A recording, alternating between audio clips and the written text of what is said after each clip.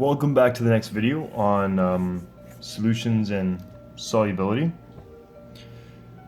So we're going to actually take a look more in depth at like dissolves like, the golden rule of solubility.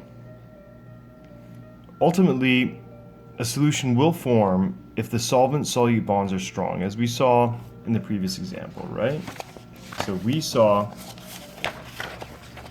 over here that if you have strong solute-solvent bonds, the solvent will pull apart the solute and then surround it. In this section, we will examine the various types of solute-solvent bonds that contribute to the formation of a solution. First one we're going to look at is polar solutes dissolving in polar solvents. In this case, the solute-solute bonds are mostly dipole-dipole bonds. So in this case right here, this is my solute, right? These right here, right, because this one right here will be delta positive, and that'll be delta negative, and that'll be delta positive, and that'll be delta negative, right? So I've got an attraction between the different ends of the molecule. Okay. So all of these right here, these are my dipole-dipole bonds. In this case, they are the solute-solute bonds. Then I have the solvent. And in this case, the bonds here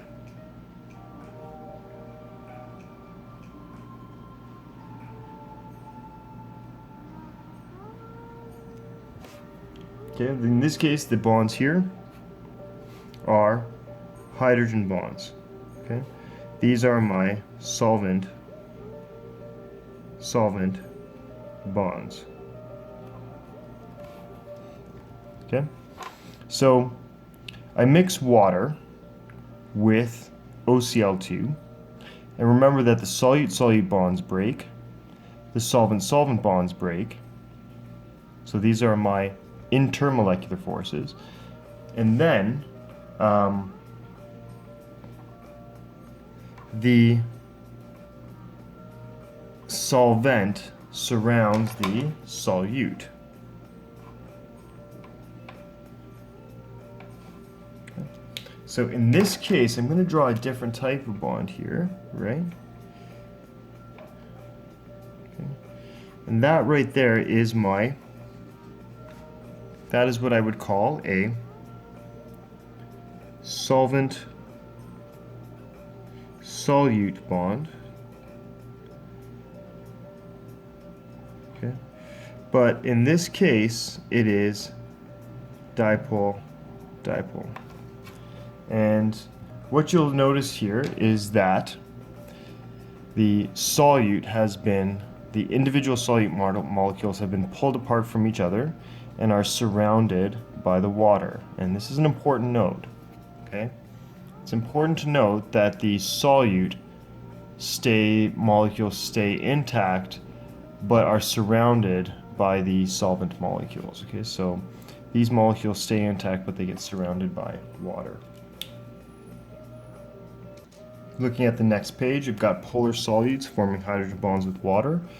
The solute-solute bonds are hydrogen bonds, right? So let's just take a look here. Yep, this is ammonia. And over here, this is my delta positive,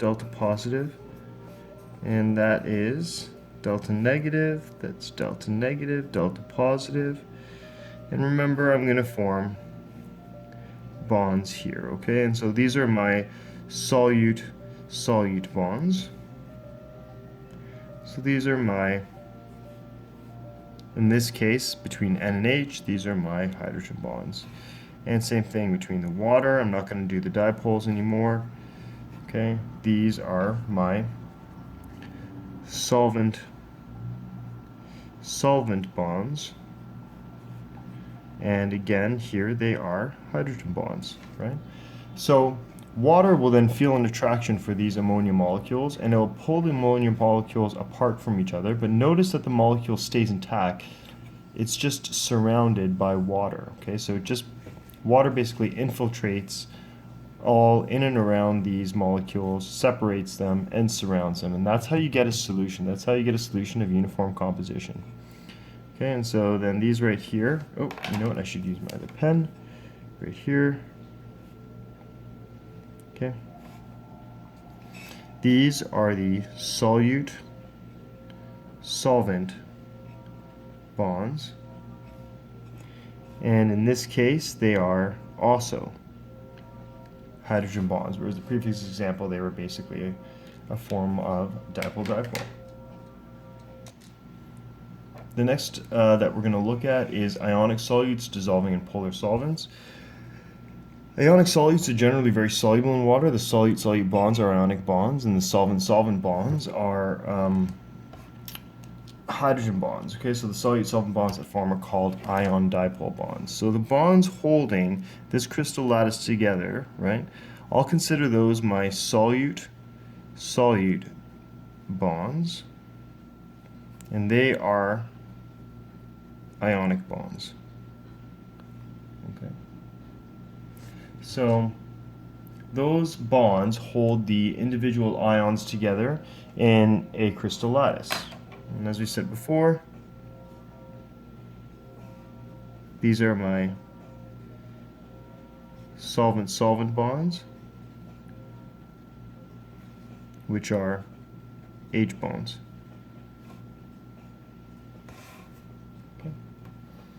So the solute-solute bonds have to break, and the solvent-solvent bonds have to break, and then the solvent has to surround the solute. So what happens here, though, is that the individual ions break apart. And what we end up with is sodium ions, which generally tend to be smaller, surrounded by water molecules. And they get surrounded in this fashion, with the oxygen facing the sodium, because remember, your oxygen is slightly negative. So these are ion dipole bonds, right? And these are your solute solvent bonds. Okay, but what about chloride, right? Because, I mean, chloride is clearly part of this as well. So chloride also, you know, gets separated from the sodium, tends to be a bit bigger. And in this case, though, the hydrogen faces the chloride. Okay, and that's because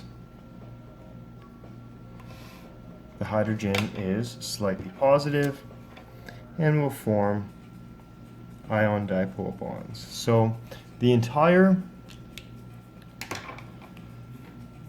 ions get surrounded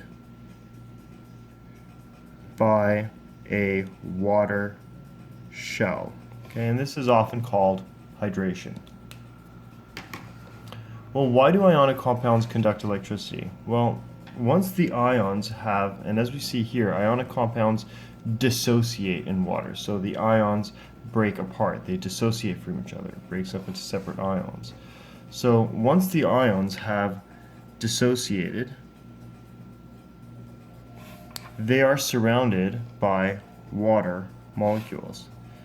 They can then move throughout the solution, right? So these are ions that are surrounded by a shell of water, and they're just moving around in the solution. Since the requirement for electrical conductivity is moving charged particles, these solutions conduct electricity. Okay. So there's a thinking question that's attached to this here. If ion dipole bonds are strong, and so these are pretty strong bonds, right? Because that's very positive and that's slightly negative, so there's going to be strong attraction there. Why do some ionic compounds not dissolve? So why isn't it that water can't break apart some crystal lattices?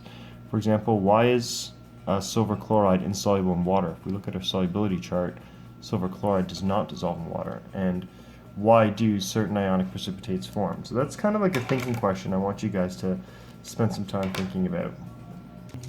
On the next page, we get into dissociation equations, and we're going to see these later on in the next chapter as well, but I thought it'd be appropriate to introduce them now because we just talked about dissociation. So essentially, they're just chemical equations that show that dissociation process we saw. Remember, we had sodium chloride together as a crystal lattice, and then it gets pulled apart by water molecules and surrounded by water molecules. So then it becomes sodium ions, which are aqueous, and chloride ions that are aqueous. Aluminum sulfate can be broken apart, and aluminum ions get surrounded by water, so they're aqueous. But the crystal lattice contains 2 aluminums for every 3 sulfates, so 2 aluminum ions come off, and 3 sulfate ions come off, and get surrounded by water. Okay? Let's try a dissociation equation for sodium fluoride. So sodium fluoride, right? When it dissolves in water, right, will break up into sodium ions, right, get surrounded by water, and fluoride ions get surrounded by water. And again, when this one gets surrounded by water, the hydrogens of the water will face it, but when this gets surrounded by water, the oxygens of the waters will face them. You can try doing the rest of these as well. The last one is a bit of a challenge because you have hexahydrate. So what's going to happen to those water molecules that were part of the crystal lattice? That's something to think about. The last thing we're going to cover is non-aqueous mixtures in which you don't have water acting as the solvent. So nonpolar solutes dissolving in nonpolar solvents. Non-aqueous mixtures, i.e. nonpolar molecules, are dissolved as a result of London dispersion forces between the molecules. Remember, London dispersion forces are relatively weak, so these compounds are dissolved mostly through agitation and temperature and the random mixing of particles. All of the solute-solute, solvent-solvent, and solute-solvent bonds here are London dispersion forces. So each of the forces of attraction here, and I'm going to draw them in yellow because they are generally tend to be a little bit weaker, right? Again, as the number of electrons increases, these become stronger, right? So these ones right here, these are my solute, and in this case they are London dispersion forces. These are my solvent, and again these are London dispersion forces.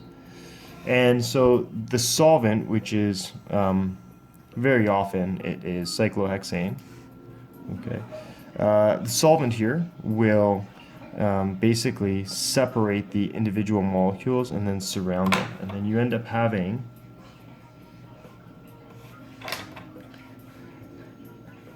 solute-solvent bonds, but these again are simply London dispersion forces. So it still forms a solution because your solute is surrounded by the solvent, right? But what's holding this solution intact is London dispersion forces. Okay, a little bit of homework here. Questions here attached at the bottom. And go over the questions, review the notes, and hopefully you have a good understanding of what was presented here. Okay, again, thanks for watching.